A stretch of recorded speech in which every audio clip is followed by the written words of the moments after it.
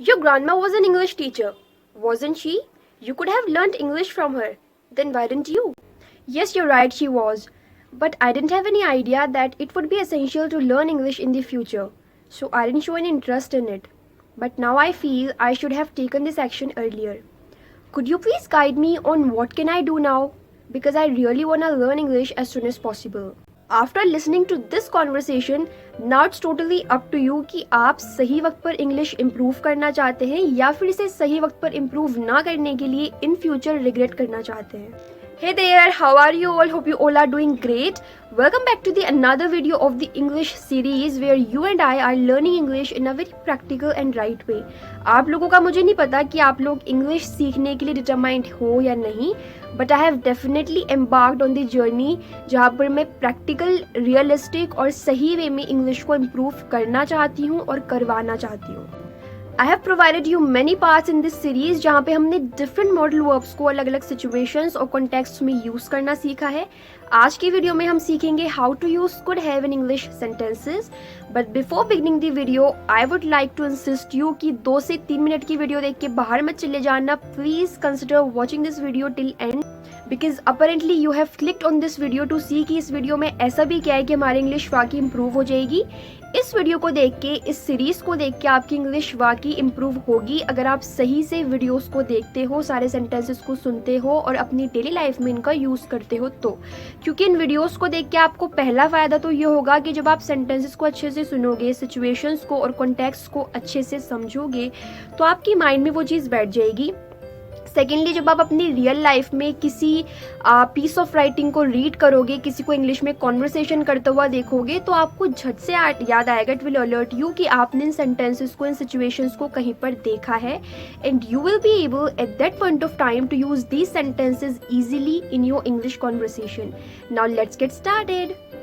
Situation number 1 जहाँ पर हम कुड हैव का यूज़ करते हैं, we use could have to indicate a past possibility. जब पास्ट में कोई चीज़ पॉसिबल थी, आप उसको कर सकते थे, तो उसको इंडिकेट करने के लिए हम कुड हैव का यूज़ करते हैं. For instance, I could have gone to the party but I stayed home. यानी मैं पार्टी में जा सकती थी या जा सकता था लेकिन मैं घर पर ही रुका.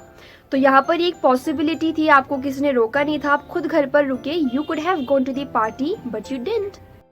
The same way, she could have applied for the job but her father refused. यानी वो जॉब के लिए अप्लाई कर सकती थी लेकिन उसके फादर ने इनकार कर दिया.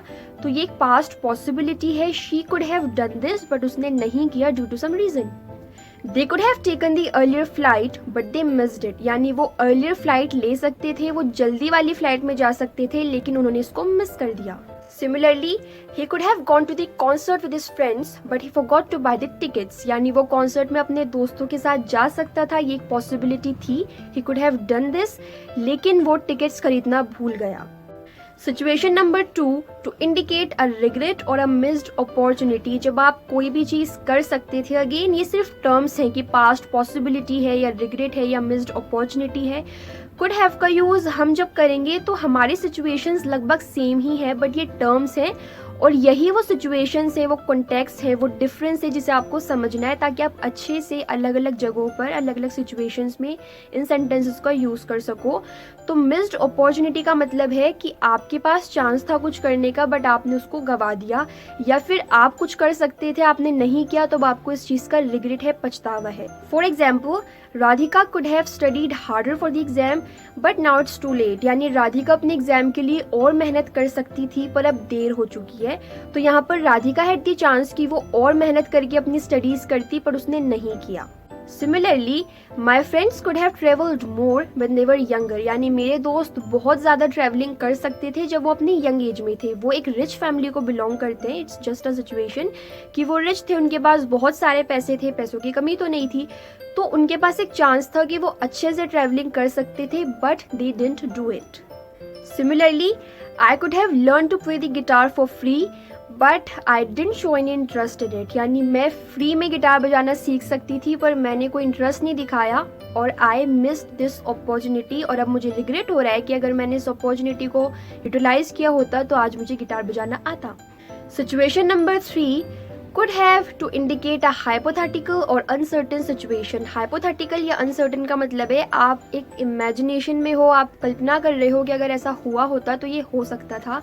For example, if she had studied medicine, she could have been a doctor. अगर उसने medicine को study किया होता तो आज वो एक डॉक्टर हो सकती थी. तो ये एक hypothetical situation है. उसने medicine को study नहीं किया. अगर वो ऐसा करती तो she could have been a doctor today. Similarly, if they had invested in that startup, they could have made a fortune. अगर उन्होंने उस startup में, उस business में invest किया होता तो आज उनकी lifestyle बदल जाती.